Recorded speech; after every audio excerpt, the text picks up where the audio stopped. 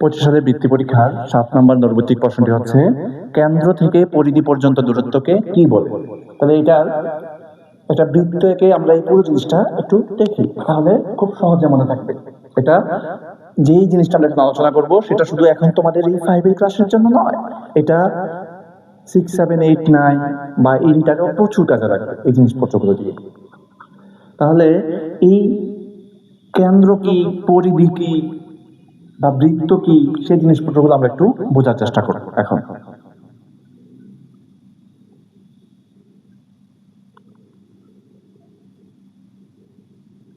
বললাম এটা একটা বৃত্ত, তাহলে এই বৃত্তের এই যে মাঝখানে মানে যেই জায়গাটাকে কেন্দ্র করে এই যে এরকম করে আমরা একটা বৃত্ত আঁকবো, এই যে কম্পাস দিয়ে, তাহলে এটাকে বলা হয় হচ্ছে কেন্দ্র।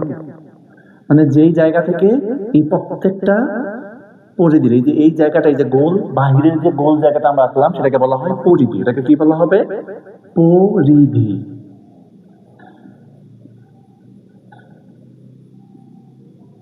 এই পরিধিটা কোন জায়গায়? এই যে এই জায়গায় আসছে পরিধি, দেখো। তাহলে এই বাইরের এই যে বৃত্তাকার বা গোলাকার যে জিনিসটা দেয়া আছে ডাকটা, সেটাকে বলা হবে পরিধি। আর এই যে মাঝখানে যেটা আছে সেটাকে বলা হয় কি? কেন্দ্র। তাহলে এটার নাম হচ্ছে কেন্দ্র। ওকে, এবার এই জায়গা থেকে একটু দেখো, এই যে কেন্দ্র থেকে সব জায়গায় দূরত্ব সমান। এই যে চিন্তা করি, এই যে এই জায়গায় যে দূরত্ব, এই জায়গায় একই দূরত্ব, এদিক থেকে এদিকে একই দূরত্ব, উপরে একই দূরত্ব, সব জায়গায় যদি সমান দূরত্ব হয় তাহলে সেটাকে কি বলা হবে? বৃত্ত বলা হবে।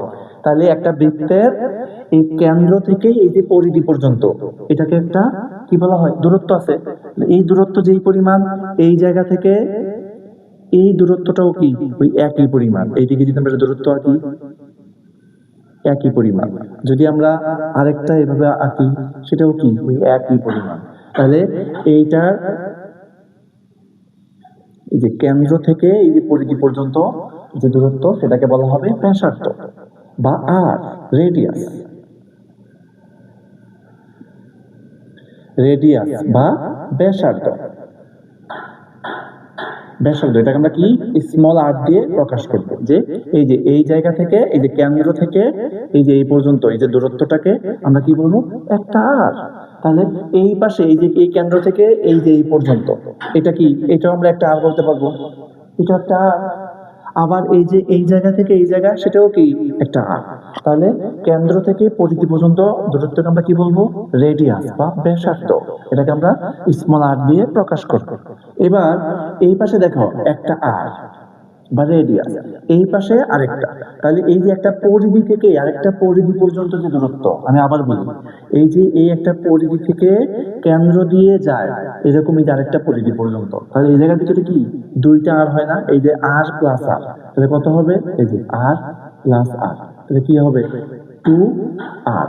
এই যে 2r এটাকে বলা হয় ব্যাস। এটাকে কি বলা হবে? ব্যাস।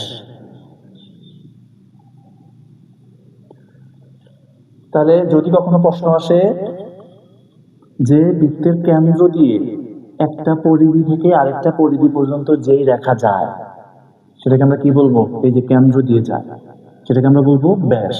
আর শুধু কেন্দ্র থেকে পরিধি পর্যন্ত দূরত্বকে বলা হবে কি? ব্যাসার্ধ। যেটা অলরেডি আমরা বললাম, রেডিয়াস বা ব্যাসার্ধ। আর এই যে ব্যাস, ব্যাসের ইংরেজি কি? ডায়ামিটার। কতটুকু?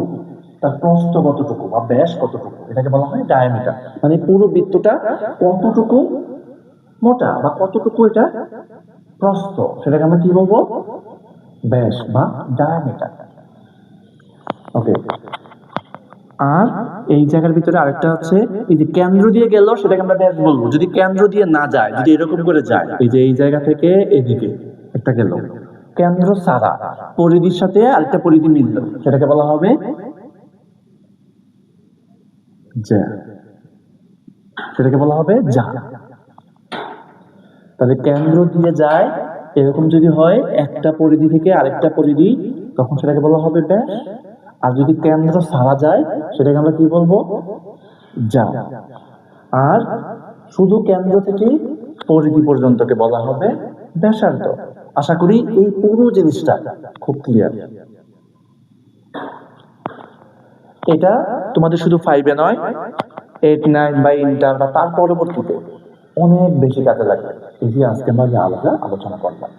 তো তোমাদের প্রশ্ন যেটা ছিল সেটা হচ্ছে কেন্দ্র থেকে পরিধি পর্যন্ত। তাহলে কেন্দ্র কোনটা? এই যে কেন্দ্র এটা, তাহলে পরিধি পর্যন্ত দূরত্বকে কি বলা হবে? ব্যাসার্ধ বা রেডিয়াস, এটাকে ব্যাসার্ধ বলা হবে। এবার আমরা এর পরের প্রশ্নতে যাই।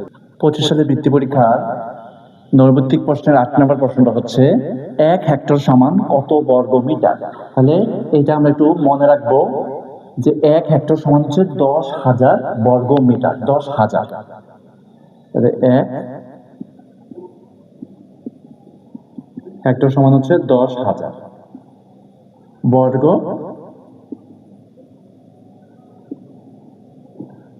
বর্গ মিটার।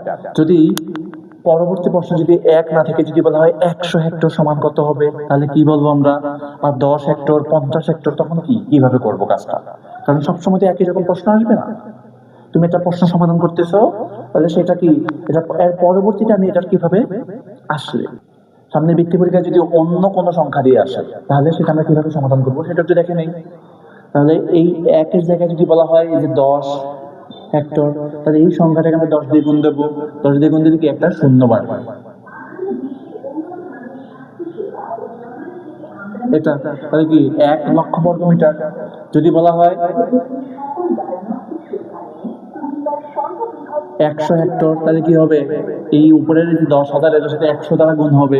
তাহলে 10,000 এর সাথে যদি 100 দ্বারা গুণ দাও, মানে কি 2টা শূন্য বাড়বে। 2টা শূন্য বাড়া মানে কি, আগে কয়টা শূন্য ছিল?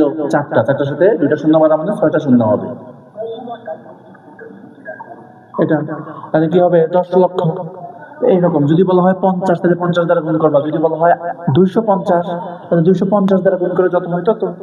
ব্যাপারটা কি বুঝছি? ওকে, তাহলে এই রিলেটেড কোনো প্রশ্ন থাকলে আশা করি পারবো। এবার আমরা এর পরের প্রশ্নটাতে যাই। আমার প্রশ্ন হচ্ছে নিচের কোন সালটি অধিবর্ষ? তো অধিবর্ষ বলা হয় সেই সালকে যেটা 4 দ্বারা ভাগ করা যায়। যে সালটাকে 4 দ্বারা নিঃশেষে বিভাজ্য হয় সেটাকে বলা হবে অধিবর্ষ। তাহলে এটা আমরা সহজে কিভাবে চিন্তা করব?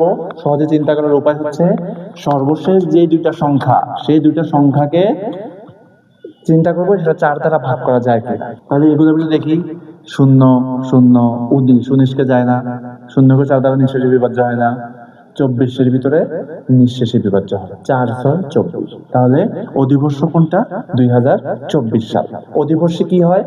অধিবর্ষ হচ্ছে ফেব্রুয়ারি মাসে একদিন বেশি হয়, 28 দিনের জায়গায় 29 দিন হয়। এটাও মাঝে মধ্যে পরীক্ষায় আসে যে 2020 সালে ফেব্রুয়ারি মাস কত দিনে ছিল। তাহলে সেটা কি 2020 সালে মানে কি, এই যে 20 মানে এই যে 2020, তাহলে লাস্টে দুইটা সংখ্যা কত? 20। তাহলে 20কে 4 দ্বারা ভাগ করা যায় বা নিঃশেষে বিভাজ্য হয়, তাহলে এটা একটা অধিবর্ষ। তাহলে অধিবর্ষে ফেব্রুয়ারি মাসে একদিন বেশি হয়, মানে 28 দিনের পরিবর্তে 29 দিন।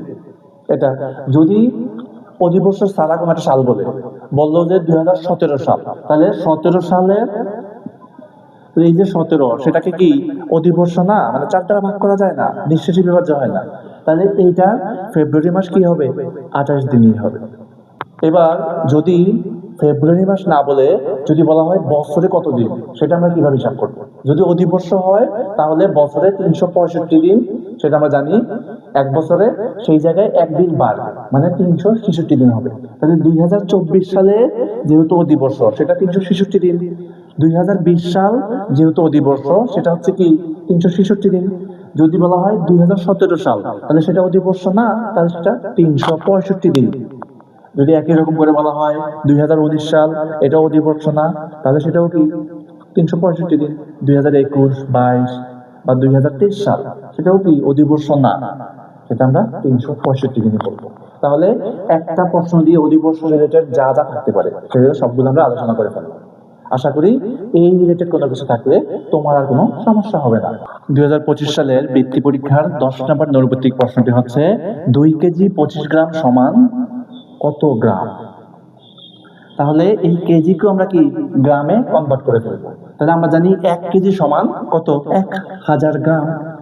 আমরা জানি 1 কেজি সমান কত গ্রাম? 1000 গ্রাম।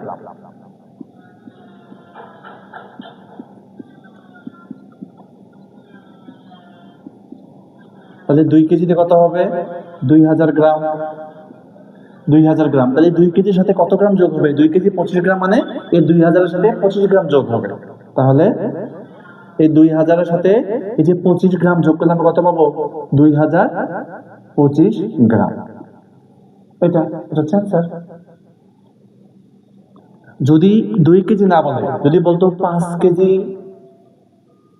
70 গ্রাম কত, তাহলে আমরা সেটা কি বলতাম? 5 কেজি মানে হচ্ছে 5000, আর এটার সাথে 70 যোগ করতাম, 5070। যদি বলা হয় যে 4 কেজি 85 গ্রাম, সেটা কত হবে? তাহলে 4 কেজিতে হবে 4000 গ্রাম, আর এটার সাথে 85 যোগ করবো, মানে 4085 গ্রাম। তাহলে এই গ্রাম রিলেটেড কোনো কিছু থাকলে আশা করি সেটা পারবো। নর্মালি বৃত্তি পরীক্ষায় কোন একটা প্রশ্ন থাকলে এই রিলেটেড সংখ্যাগুলো চেঞ্জ করে বা এই রিলেটেড প্রশ্ন দেয়, তাহলে আমরা একটা প্রশ্ন দিয়ে এই রিলেটেড যা যা আছে সবগুলো সমাধান করার চেষ্টা করতেছি, যেন তোমাদের একই সাথে বেসিক ক্লিয়ার হয় এবং একই সাথে এই রিলেটেড যদি কোনো প্রশ্ন থাকে সেগুলোর সমাধান সহজে কিভাবে করতে পারবা সেগুলো আমরা সমাধান করার চেষ্টা করতেছি। এই 10টি ছিল নৈর্ব্যক্তিক প্রশ্ন। তারপরের প্রশ্নে আমরা যাচ্ছি।